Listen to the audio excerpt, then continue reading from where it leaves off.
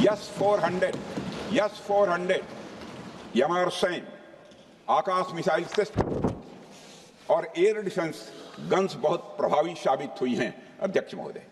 इस एस्केलेशन पर हमारा जवाबी हमला स्विफ्ट, प्रोपोर्शनेट और नबातुला था अध्यक्ष महोदय, जिसमें 8 मई 2025 को केवल चुनिंदा पाकिस्तानी एयर डिफेंस सिस्टम और सेंसर नेटवर्क को प्रिसीजन गाइडेड मिशन द्वारा म्यूनिशंस द्वारा जो है टारगेट किया गया। अध्यक्ष महोदय, हमारी कार्रवाई पूरी तरह से सेल्फ डिफेंस में थी, न तो वह प्रोवोकेटिव थी और न तो एक्सपेंशनिस्ट थी।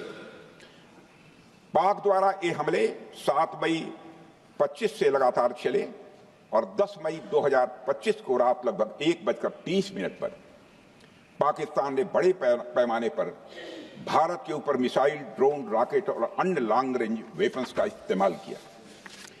इसके साथ साथ उन्होंने इलेक्ट्रॉनिक वारफेयर से जुड़ी टेक्नोलॉजीज का भी सहारा लिया अध्यक्ष महोदय।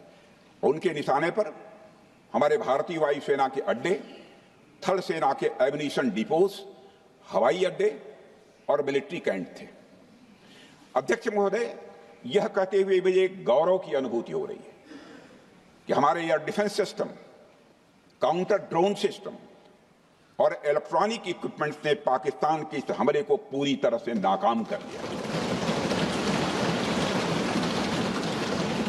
पाकिस्तान हमारे किसी भी टारगेट को हिट नहीं कर पाया अध्यक्ष महोदय, और हमारे किसी भी इंपॉर्टेंट एसेट को नुकसान नहीं हुआ है। हमारी सुरक्षा व्यवस्था अध्यक्ष महोदय चाक चौबंद थी और हर हमले को हम लोग रोका गया। मैं इसके लिए भारतीय सेना के बहादुर सैनिकों की जमकर सराहना करता हूं, जिन्होंने दुश्मन के हर मंसूबे पर पानी फेर दिया। और अपने प्रतिपक्ष के मित्रों से भी कहना चाहता हूं, एक बार फिर से भारत के सेना के जवानों का कम से कम मेज थपथपाकर उनका अभिनंदन करते। बहुत बहुत धन्यवाद। बहुत बहुत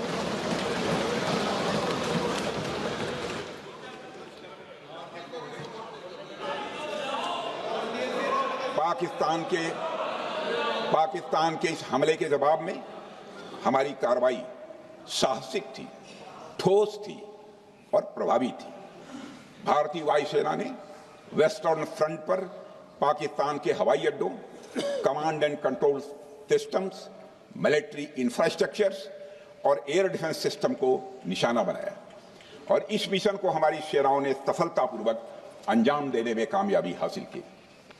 अध्यक्ष महोदय, हमारी सेनाओं ने चकलाला, सरगोधा, रफीकी, रहीम यार खान, जैकबाबाद, सुक्कुर और भोलारी जैसे बड़े एयरबेस पर प्रहार किया और पूरी दुनिया ने भारतीय वायुसेना के शौर्य और पराक्रम की तस्वीर देखी।